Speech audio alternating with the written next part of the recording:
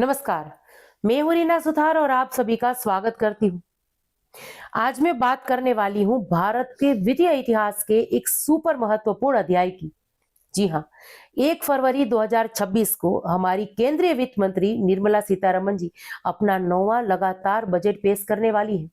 ये न सिर्फ एक पर्सनल रिकॉर्ड है, बल्कि पूरे देश की आर्थिक नीतियों को नई दिशा देने वाला बड़ा पल भी। एक जाने माने अखबार की रिपोर्ट के मुताबिक ये बजट वैश्विक भू राजनीतिक अस्थिरता के बीच आर्थिक विकास को मजबूत करने वाले सुधारों से भरा होगा।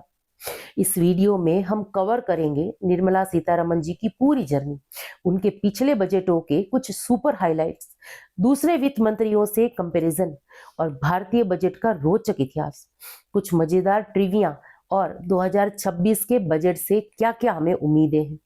अगर आप भी इकोनॉमी में इंटरेस्ट रखते हैं तो अंत तक बने रहिएगा। और हाँ, लाइक और सब्सक्राइब करना मत भूलिएगा।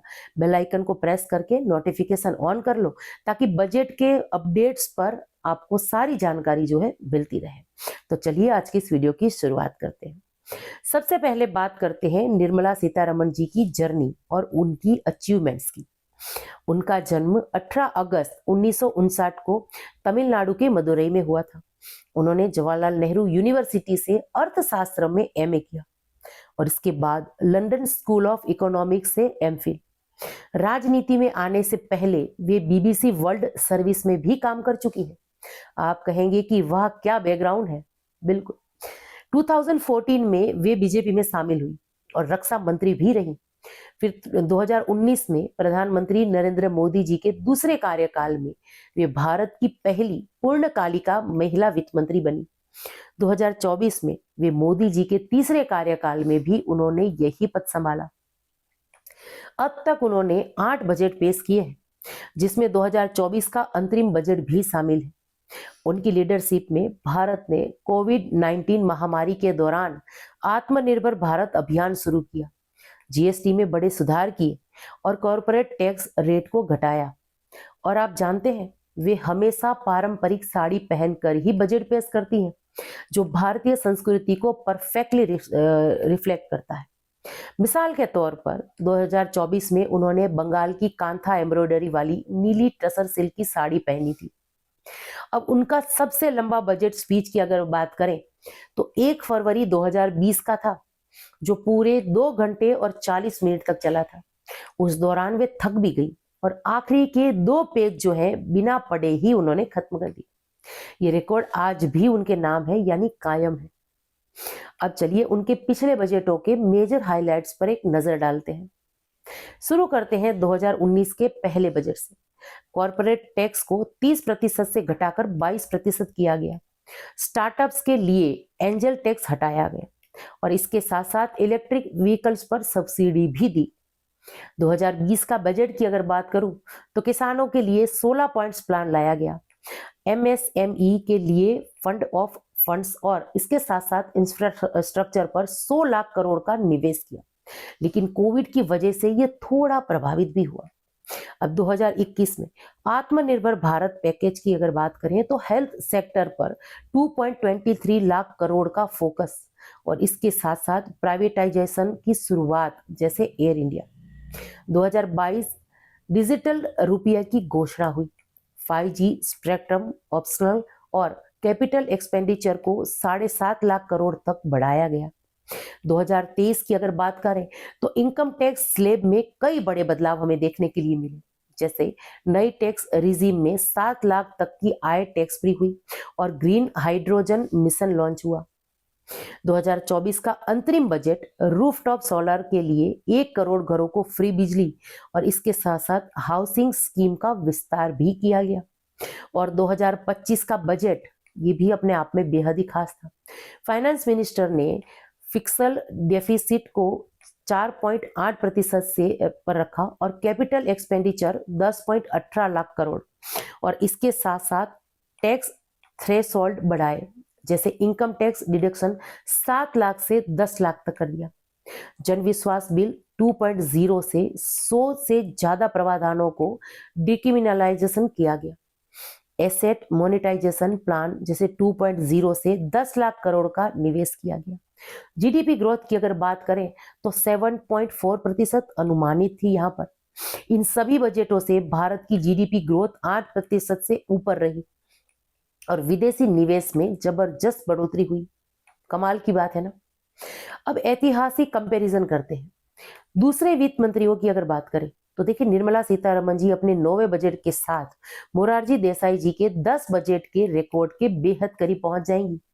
देसाई जी ने 1959 से लेकर 1964 के बीच लगातार 6 बार और 1967 से 1969 में के बीच में 4 बजट जो है इन्होंने पेश किए, यानी टोटल 10 बार उन्होंने बजट पेश किए। अब पी चिदम्बरम जी ने कुल 9 बजट पेश किए 1996 में और 1997 में, यूनाइटेड फ्रंट सरकार में और 2004 से लेकर 8 तक तथा 2013-14 में यूपीए में, यानी कुछ इस तरीके से उन्होंने जो है अपने बजट पेश किए थे।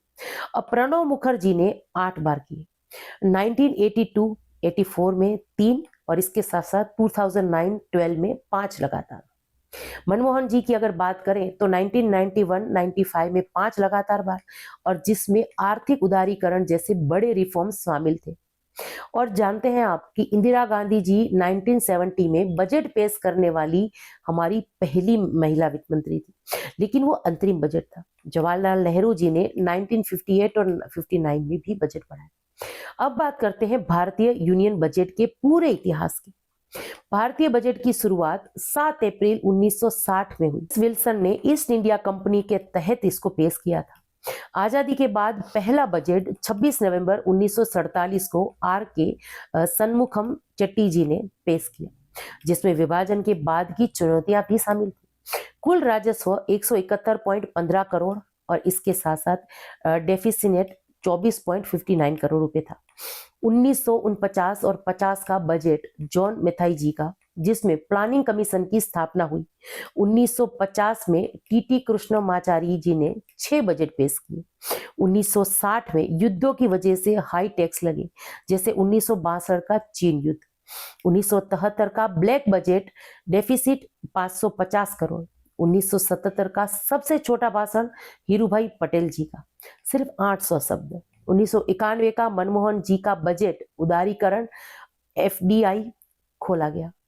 बजट का टाइमिंग की अगर बात करूं तो पहले शाम 5 बजे ये होता था, लंदन के समय से मैच करने के लिए, लेकिन 1999 में यशवंत सिन्हा जी ने इसे सुबह 11 बजे कर दिया।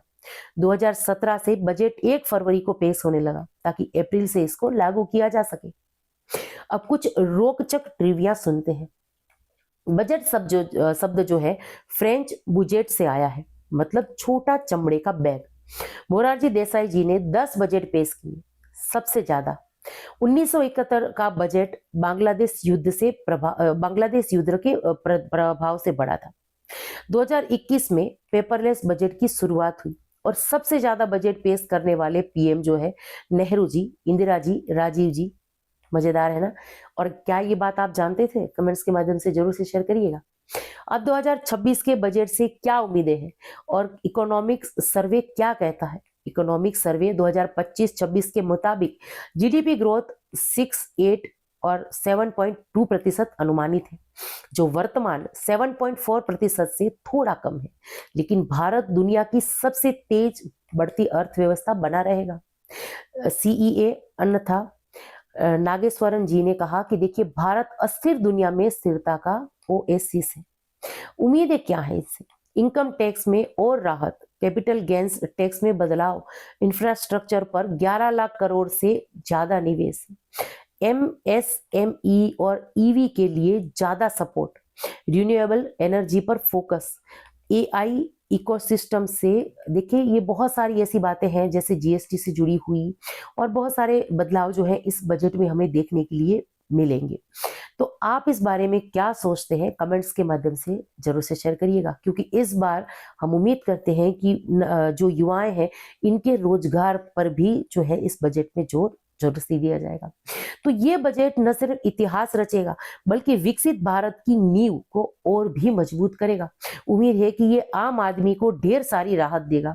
अगर ये वीडियो आपको पसंद आया तो लाइक और कमेंट में आप बताइएगा कि इस बजट से आपको क्या उम्मीद है। इसी के साथ आज की इस वीडियो से विदा लेती हूँ। जय हिंद।